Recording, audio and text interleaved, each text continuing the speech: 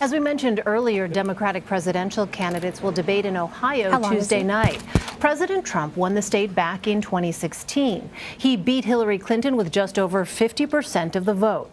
Joining me now from Westerville, Ohio, is Scott Light. He is an anchor and reporter for our Columbus affiliate, WBNS, and the host of Face the State. Scott, thank you so much for joining us. Hi, Elaine. Pleasure to be with you. Well, Scott, in 2016, President Trump won the mostly suburban counties in Ohio by large margins. What are Democrats trying to do in order to change that in 2020? Elaine, they want to take Westerville, Ohio, and replicate it all around the country. And some of the data from the midterm says they may be able to do that. Here's why. Westerville, keep in mind, was pretty ruby red for decades and decades. Barack Obama won this state twice, but never carried Westerville. Hillary Clinton did by 5 points. And Democrats, again, feel like that there are Westervilles all over the country where they can continue to convert maybe those moderate Republicans into Democrats in America's suburbs.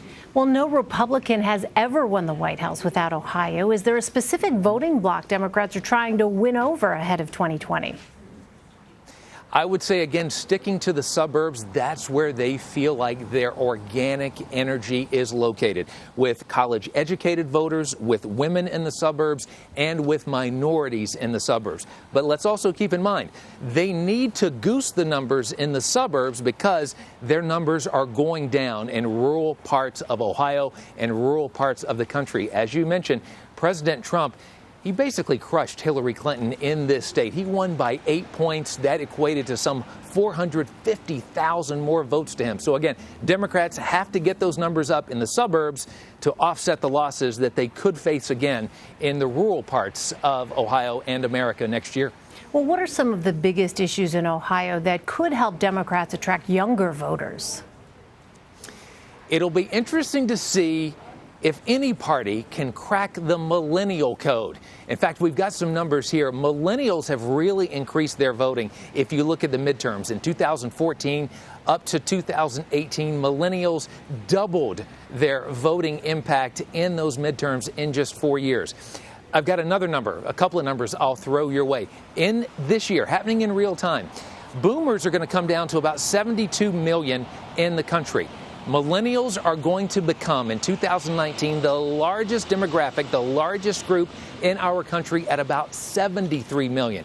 And Democrats feel like they're pretty well positioned with millennials, who, again, broad brushing here, but tell us that they want to talk about issues like climate change. They want to talk about inequality. They want to talk about college debt. And Democrats feel like that they can make inroads with millennials who care about those issues. Wow, it's really fascinating to see those numbers. Well, Scott, President Trump, as you know, promised people in Ohio that he would bring back manufacturing jobs to the state. Has the president delivered on his promise? Oh boy, the answer to that is kind of like our weather here from November to April. That's murky. It's pretty gray. I'll phrase it this way. He hasn't come through on the promise in terms of bringing big manufacturing facilities, bringing factories back. They're not reopening, and big factories, there aren't grand openings as well for big factories. In fact, we had a pretty spectacular closure in our Lordstown General Motors plant just a couple of years ago. Elaine, you know this. There were 4,000 people working there, and today it's zero because that plant is shut down. Now, however, our job market is very good, and there have been some manufacturing jobs created under this administration and under Republican governorships here on some supplier jobs and some manufacturing jobs that way. But again, on the big marquee factories, either opening or reopening, that hasn't happened. Well, looking ahead, Scott, to the 2020 election, do you foresee Ohio being a bellwether again, or should Democrats allocate their resources to other Midwest states? It depends on who the nominee is. Here's what Democrats will tell you when the cameras aren't rolling.